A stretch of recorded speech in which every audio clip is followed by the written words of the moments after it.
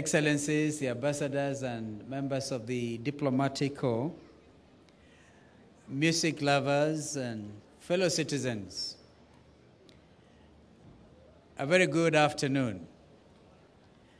I thought it to be in order before I make my remarks to recall that during the preparations for today's event, some lives were lost.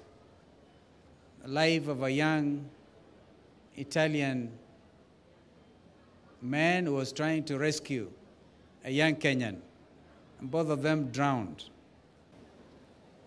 As Ambassador Nyukuli said, today is a very historic day.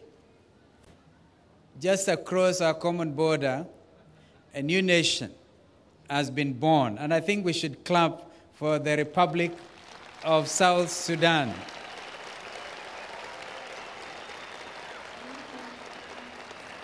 It is absolutely heartwarming. As I drove in here, there was a huge congregation of Southern Sudanese who are celebrating in their own style what is happening in Juba. The whole world is actually gone to Juba. But even then, as they celebrate in Juba, I think that the performance today is part of that celebration in so many ways. And therefore, thank you for being in Juba in Nairobi. Distinguished guests, ladies and gentlemen, the culture of preserving tradition is one of the few but finest hallmarks a nation is capable of in expressing its identity, history, civility, and even enlightenment with relative ease and flair. Of the few options available for the expression of such a hallowed task, music is perhaps both potentially the most sophisticated and, I dare say, most enchanting. Even then, no musical genre or style captures that sophistication or enchantment as classical music. I'm therefore glad to join classical music enthusiasts, Italian Embassy and Cultural Center staffers, and the 360-strong troupe of world-class artists who most of us have only remotely heard of, let alone watch in such a once-in-a-lifetime performance.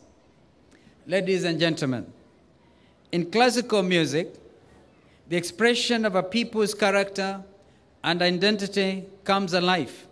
We heard it when Her Excellency said she was like flying high. She wanted to be diplomatic.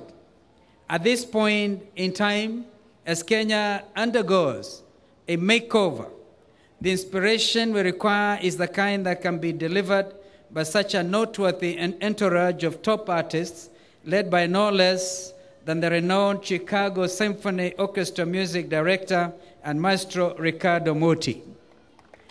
It was, talking of a makeover, it was at this particular place where just under a year ago, this country launched a brand new constitution. Therefore, in a very special way, you're also helping Kenyans celebrate within the year what was absolutely historic at these grounds. We call them Uhuru Garden, Uhuru Park. Well, that means freedom. And therefore, anybody who performs at this place is truly one who believes in the principle of a free people.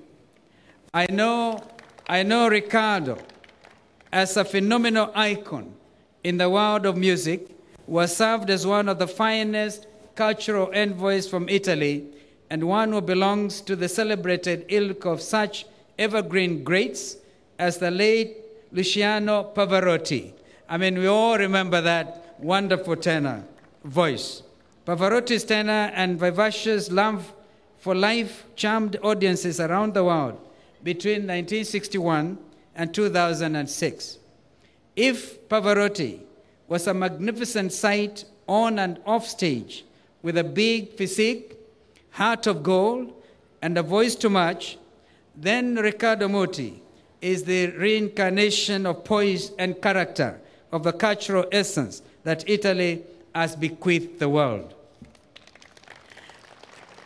It is, ladies and gentlemen, for this reason that I wish to extend my most sincere gratitude to the Italian Embassy in Kenya and the organizers of this musical festival for having chosen Kenya as the first stopover for Ravenna Music Festival's inaugural performance in sub-Saharan Africa. We are truly honored. Ladies and gentlemen, allow me now to give way to Maestro Muti and his Ravenna team. Enjoy every moment of this show. And I've seen in this audience friends who would ordinarily never come out. I don't want to mention names, but everybody is here today. Please enjoy it. It's a wonderful, is it winter afternoon? No, it's not winter. Springtime in Nairobi. God bless.